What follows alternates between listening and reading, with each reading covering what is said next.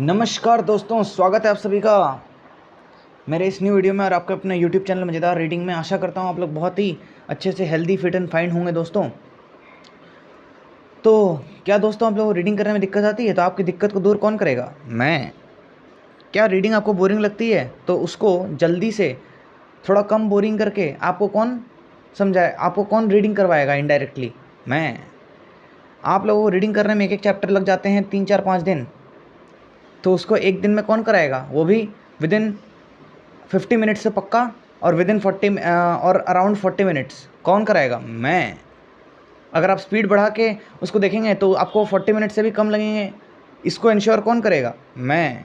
चलिए दोस्तों, तो आज हम लोग करने आ रहे हैं chapter number 10 NCERT history class 8th की रीडिंग, जिसका कि नाम है चैप्टर का इंडिया आफ्टर इंडिपेंडेंस। तो बिना किसी विलंब के दोस्तों शुरू करने से पहले एक बात बता दो कि मैं आपको चैप्टर समझाता नहीं हूँ और ना ही इसके नोट्स लिखवाता हूँ। चलिए दोस्तों शुरू करते हैं। A new and divided nation. When India became independent in August 1947, it faced a series of very great challenges. As a result of partition, 8 million refugees had come into the country from what was now Pakistan. These people had to be found homes and jobs. Then there was the problem of the princely states. Almost 500 of them, each ruled by a Maharaja or a Nawab, each of whom had to be persuaded to join the new nation. The problems of these refugees and of the princely states had to be addressed immediately. The longer term, in the longer term, the new nation had to adopt a political system that would best serve the hopes and expectation of its population. Mahatma Gandhi's ashes being emerged in Allahabad February 1948। यहाँ पर लिखा रखा है दोस्तों। Less than 6 months after independence, the nation was in mourning. On 30th January 1948, Mahatma Gandhi was assassinated by a fanatic, Nathuram Godse, because he disagreed with Gandhiji's conviction that Hindus and Muslims should live together in harmony. That everything a stunned nation heard Jawaharlal Nehru's moving statement over all India radio. Friends and comrades, the light has gone out of our lives and there is darkness everywhere. Our beloved leader, the father of the nation, is no more. यहाँ दिखा रखा है दोस्तों। India's population in 1947 was large, almost 345 million. It was also divided. There were divisions between high castes and low castes, between the majority Hindu community and Indians who practiced other faiths. The citizens of this vast land spoke many different languages, wore many different kinds of dress, ate different kinds of food, and practiced different professions. How could they be made to live together in one nation state? To the problem of unity was added the problem of development. At independence, the vast majority of Indians lived in the villages. Farmers and peasants depended on the monsoon for their survival. So did the non-farm sector of the rural economy. For if the crops failed, barbers, carpenters, weavers, and other service groups would not get paid for their services either. In the cities, factory workers lived in crowded slums with little access to education or health care. Clearly, the new nation had to lift its masses out of poverty by increasing the productivity of agriculture and by promoting new job creating industries. Unity and development had to go hand in hand. If the divisions between different sections of India were not healed, they could result in violent and costly conflicts. High castes fighting with low castes, Hindus with Muslims, and so on. At the same time, if the fruits of economic development did not reach the broad masses of the population, it could create fresh divisions, for example, between the rich and poor, between cities and the countryside, between regions of India that were prosperous and regions that lagged behind. A constitution is written. Between December 1946 and November 1949, some 300 Indians had a series of meetings on the country's political future. The meetings of this Constituent Assembly were held in New Delhi, but the participants came from all over India and from different political parties. These discussions resulted in the framing of the Indian Constitution, which came into effect on 26 January 1950. One feature of the Constitution was its adoption of universal adult franchise. All Indians above the age of 21 would be allowed to vote in state and national elections. This was a revolutionary step, for never before had Indians been allowed to choose their own leaders. In other countries such as the United Kingdom and the United States, this right had been granted in stages. First,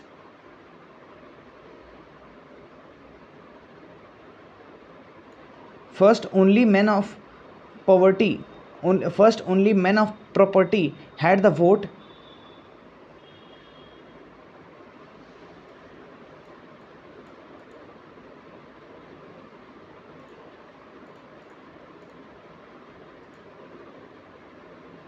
मैं कोई भी deal नहीं छोड़ती।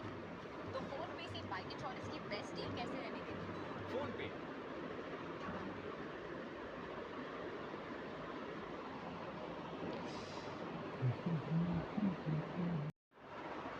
Then men who were educated were also added on. Working class men got the vote only after a long struggle. Finally, after a bitter struggle of their own, American and British women were granted the vote. On the other hand, soon after independence, India chose to grant this right to all its citizens regardless of gender, class or education. Franchisee, the right to vote. अरे ये क्या हो रहा है?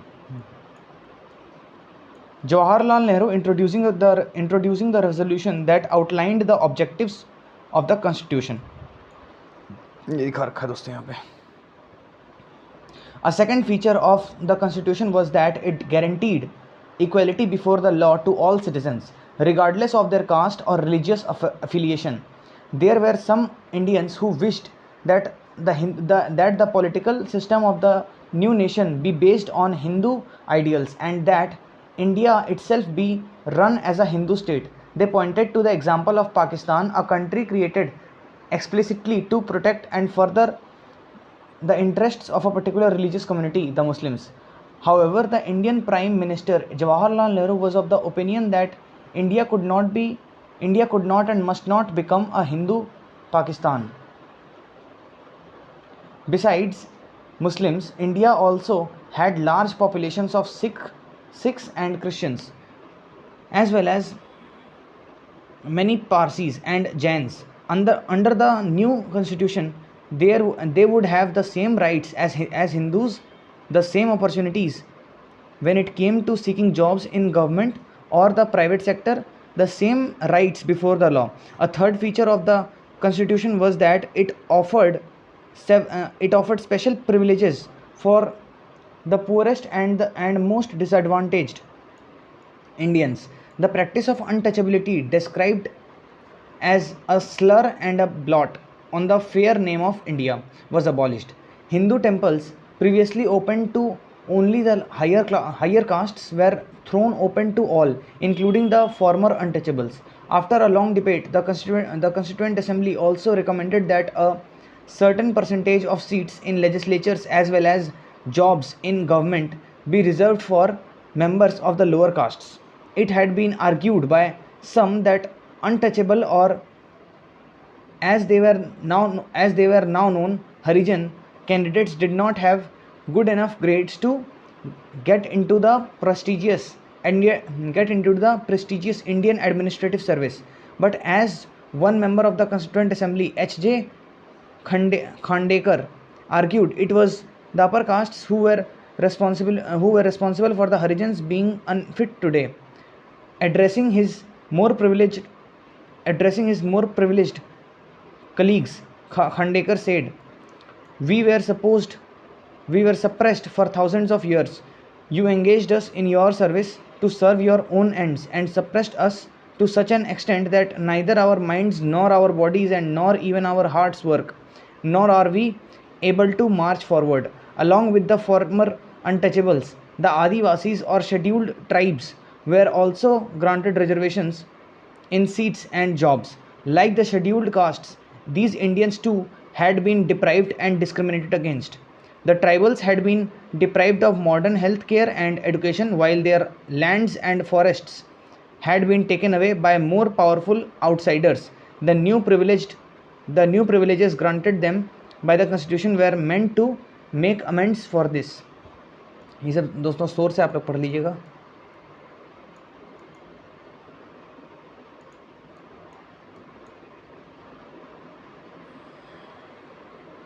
The Constituent Assembly spent many days discussing the powers of the central government versus those of the state governments. Some members thought that the center's interests should be foremost. Only a strong center, it was argued, would be in a position to think and plan for the well-being of the country as a whole. Other members felt that the provinces should have greater autonomy and freedom. A member from Mysore feared that under the present system, democracy is centered in Delhi and it is not allowed to work in the same sense and spirit in the rest of the country. A member from Madras insisted that the initial responsibility for the well-being of the people of the provinces should rest with the provincial governments. The constitution sought to balance these competing claims by providing three lists of subjects: a union list with subjects such as taxes, defense and foreign affairs, which would be the exclusive responsibility of the center, and a state list of subjects such as education and health, which would be taken care of principally by the states. A concurrent list under which would some subjects such as forest and agriculture, in which the center and the states would have joint responsibility. Another major debate in the Constituent Assembly concerned language. Many members believed that the English language should leave India with the British rulers. Its place, they argued, should be taken by Hindi. However, those who did not speak Hindi were of a different opinion. Speaking in the assembly, T.T. Krishnamachari conveyed a warning on behalf of people of the south, some of whom threatened to separate from India if Hindi was imposed on them. A compromise was finally arrived at, namely that while Hindi would be the official language of India, English would be used in the courts, the services and communications between one state and another. Dr. B.R. Ambedkar, 1891 to 1956, respectfully referred to as Baba Saheb, belonged to a Marathi-speaking Dalit family. A lawyer and economist, he is best known as a revered leader of the Dalits and the father of the Indian Constitution. ठीक है दोस्तों, यहाँ दिखा रखा है. Many Indians contributed to the framing of the constitution, but perhaps the most important role was played by Dr. B.R. Ambedkar, who was chairman of the drafting committee and under whose supervision the document was finalized. In his final speech to the Constituent Assembly, Dr. Ambedkar pointed out that political democracy had to be accompanied by economic and social democracy. Giving the right to vote would not automatically lead to the removal of other inequalities such as between rich and poor or between upper and lower castes. With the new constitution, he said, India was going to enter into a life of contradictions. In politics, we will have equality, and in social and economic life we will have inequality. In politics, we will be recognizing the principle of one man, one vote and one value. In our social and economic life, we shall, by reason of our social and economic structure, continue to deny the principle of one man, one value. How were seats to be formed?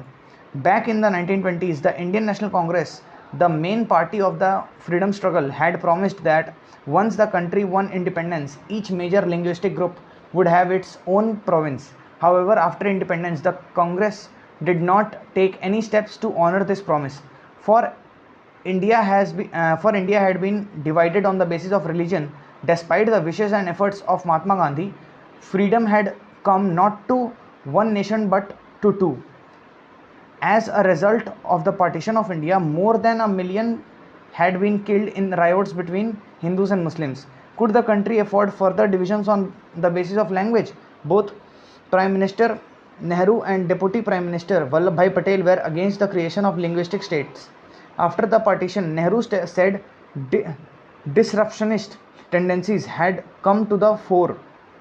To check them, the nation had to be strong and united, or as Patel put it, the first and last need of India at the present moment is that it should be made a nation. Everything which helps the growth of nationalism has to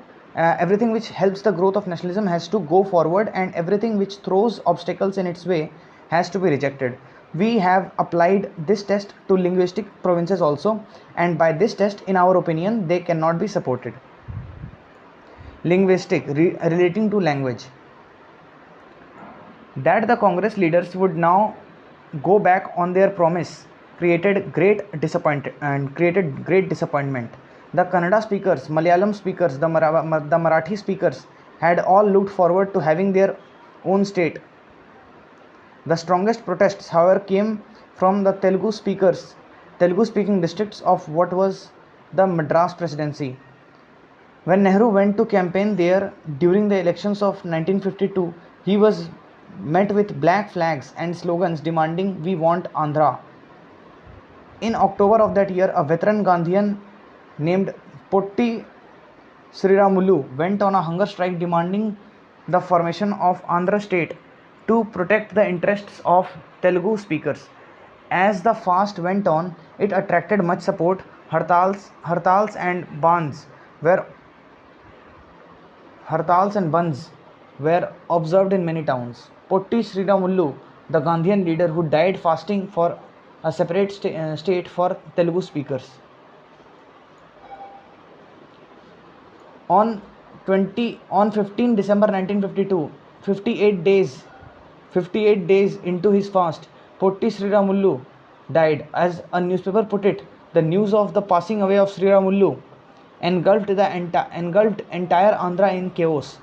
The protests were so widespread and intense that the central government was forced to give in to the demand. Thus, on 1st October 1953, the new state of Andhra came into being, which subsequently became Andhra Pradesh. After the creation of Andhra, other linguistic communities also demanded their own separate states. A states reorganization commission was set up, which submitted its report in 1956, recommending the redrawing of the district and provincial boundaries to form compact provinces of Assamese, Bengali, Odia, Tamil, Malayalam, Kannada and Telugu speakers respectively. The large Hindi-speaking regions of the North India was also to be broken up into several states. A little later, in 1960, the bilingual state of Bombay was divided into separate states for Marathi and Gujarati speakers. In 1966, the state of Punjab was also divided into Punjab and Haryana, the former for the Punjabi speakers who were also mostly Sikhs, the latter for the rest who not spoke Punjabi but versions of Haryanvi or Hindi. The making of linguistic states. Indian provinces and princely states before 14 August 1947. Princely states pink में दिखा रखा है दोस्तों, और British India yellow में. तो देख सकते हैं दोस्तों, ये सब था. Erstwhile princely states, other states यहाँ पे दिखा रखा है दोस्तों, और अर्स्टवाइल प्रिंसली स्टेट्स इधर पिंक वाले. ठीक है. A state ceased to be a princely state as and when its prince agreed to merger with India or Pakistan was defeated. But many of these states were retained as administrative units until 31st October 1956. Hence, the category erstwhile princely states for the period 1947 to 48 to 31st October 1956. Indian state before 1 नवंबर 1956 ये रखा है दोस्तों. और ये क्या है? Indian states in 1975 यहाँ दिखा रखा है दोस्तों. ये वाला है इंडियन स्टेट्स इन 1975. चलिए. The bridge on the Mahanadi river constructed to control the flow of water. Bridges and dams became the symbol of development in independent India. Planning for development. lifting India and Indians out of poverty and building a modern technical and industrial base were among the major objectives of the new nation. In 1950, the government set up a planning commission to help design and execute suitable policies for economic development. There was a broad agreement on what was called a mixed economy model. Here, both the state and the private sector would play important and complementary roles in increasing production and generating jobs. What specifically these roles were to be, which industries should be initiated by the state and which by the market, how to achieve a balance between the different regions and states, was to be defined by the planning commission. State concerned with the government. Note that used in this sense, the word does not refer to the different states which are found in a country. Figure 7. Work going on at the Gandhi Sagar Bandh. This was the first of the 4 dams built on the Chambal River in Madhya Pradesh. It was completed in 1960s. देख सकते हैं दोस्तों, यहाँ दिखा रखा है. In 1956, the second 5-year plan formulated. This focused strongly on the development of heavy industries such as steel and on the building of large dams. These sectors would be under the control of the state. This focus on heavy industry and the effort at state regulation of the economy was to guide economic policy for the next few decades. This approach had many strong supporters but also some vocal critics. ये सब दोस्तों source से आप लोग पढ़ लें इसको. Figure 8. Jawaharlal Nehru at the Bhilai steel plant. The Bhilai steel plant was set up with the help of the former Soviet Union in 1959. Located in the backward rural area of Chandigarh, it came to be seen as an important sign of the development of the modern India after independence. दिखा रखा है दोस्तों यहाँ पे. Some felt that it had put inadequate emphasis on agriculture. Others argued that it had neglected primary education. Still, others believed that it had not taken account of the environmental implications of economic policies. As Mahatma Gandhi's follower Meera Bahan wrote in 1949, by science and machinery, mankind may get huge returns for a time, but ultimately will come desolation. We have got to study Nehru's balance and develop our lives within her laws if we are to survive as a physically healthy and morally decent species. तो ये सब बता रखा है यहाँ पे. The search for an independent foreign policy. India gained freedom soon after the devastations of the Second World War. At that time, a new international body, the United Nations, formed in 1945, was in its infancy. The 1950s and 1960s saw the emergence of the Cold War, that is, power rivalries and ideological conflicts between USA and the USSR, with both countries creating military alliances. This was also the period when colonial empires were collapsing and many countries were attaining independence. Prime Minister Jawaharlal Nehru, who was also the foreign minister of newly independent India, developed Free India's foreign policy in this context. Non-alignment formed the bedrock of this foreign policy. Led by statesmen, Figure 9, Jawaharlal Nehru and Krishna Menon arriving at United Nations. ये देखिए यहाँ पे. Krishna Menon led the Indian delegation to the UN between 1952 and 1962 and argued for a policy of non-alignment. Led by statesmen from Egypt, Yugoslavia, Indonesia, Ghana and India, the non-aligned movement urged countries not to join either of the two major alliances. But this policy of staying away from alliances was not a matter of remaining isolated or neutral. The former means remaining aloof from world affairs, whereas non-aligned countries such as India played an active role in mediating between the American and Soviet alliances. They tried to prevent war, often taking a humanitarian and moral stand against war. However, for one reason or another, many non-aligned countries, including India, got involved in wars. By the 1970s, a large number of countries had joined the non-aligned movement. Leaders of Asian and African countries met at Bandung, Indonesia, 1955. On 29 newly independent states participated in this Over 29 newly independent states participated in this famous conference to discuss how Afro-Asian nations could continue to oppose colonialization. Sorry, could continue to oppose colonialism and Western domination. The nation 60 years on. On 15 August 2007, India celebrated 60 years of its existence as a free nation. How well has the country done in this time, and to what extent has it fulfilled the ideals of has it fulfilled the ideals set out in its constitution, that India is still united and that it is still democratic, are achievements that we might justly be proud of.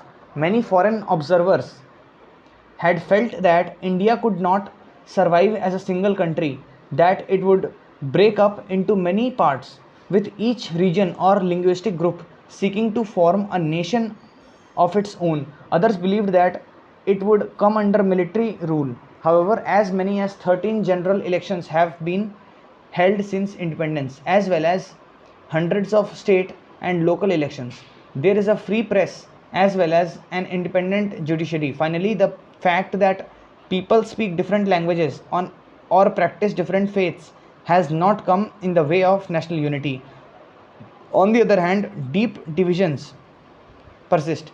Despite constitutional guarantees, the untouchables, or as they are now referred to, the Dalits, face violence and discrimination. In many parts of rural India, they are not allowed to access to water sources, temples, parks, and other public places.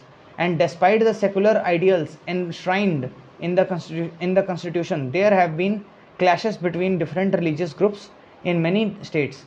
Above all, as many observers have noted, the gulf between the rich and the poor has grown over the years. Some parts of India and some groups of Indians have benefited a great deal from economic development. They live in large houses and dine in expensive restaurants, send their children to expensive private schools, and take expensive foreign holidays. At the same time, many others continue to live below the poverty line, housed in urban slums or living in remote villages on lands that yield little. They cannot afford to send their children to school. The constitution recognizes equality before the law, but in real life, some Indians are more equal than others. Judged by the standards it set itself at independence, the Republic of India has not been a great success, but it has not been a failure either. Dharavi in Mumbai is one of the world's largest slums. Notice the high-rise buildings in the background. ये दिखा रखा है दोस्तों यहाँ पे.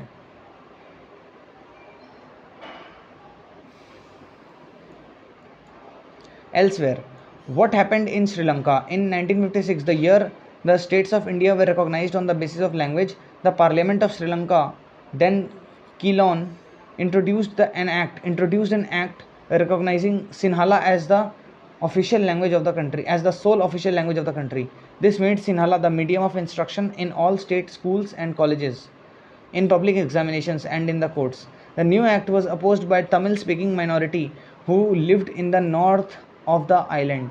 When you deny me my language, said one Tamil MP, you deny me everything. You are hoping for a divided Ceylon, warned another, adding, do not fear, I assure you that you will have a divided Ceylon. An opposition member, himself Sinhala speaking, predicted that if the government did not change its mind and insisted on the act being passed, the two torn little bleeding states might yet arise out of one little state. For several decades now, a civil war has raged in Sri Lanka, whose roots lie in the imposition of the Sinhala language on the Tamil speaking minority. And another South Asian country Pakistan was divided into two when Bengali speakers of the east felt that their language was being suppressed. By contrast, India has managed to survive as a single nation in part because many regional languages were given freedom to flourish. Had Hindi been imposed on South India in the way that Urdu was imposed on East Pakistan or Sinhala on northern Sri Lanka, India too might have seen civil war and fragmentation. Contrary to the fears of Jawaharlal Nehru and Sardar Patel, linguistic states have not threatened the unity of India. Rather, they have deepened this unity. Once the fear of one's language is being suppressed has gone, the different linguistic groups have been content to live as part of the larger nation called India. Gun carrying Tamil militant as a symbol of the civil war in Sri Lanka. तो सब दिखा रखा है दोस्तों. इसी के साथ हमारा चैप्टर हो जाता है ये वाला कंप्लीट. और दोस्तों आप लोगों को बहुत बहुत बधाई, आप लोगों को बहुत बहुत बधाइयाँ. पार्टी कीजिए, अब मज़े कीजिए, क्योंकि आज हम लोगों का कंप्लीट हो चुका है ये वाला.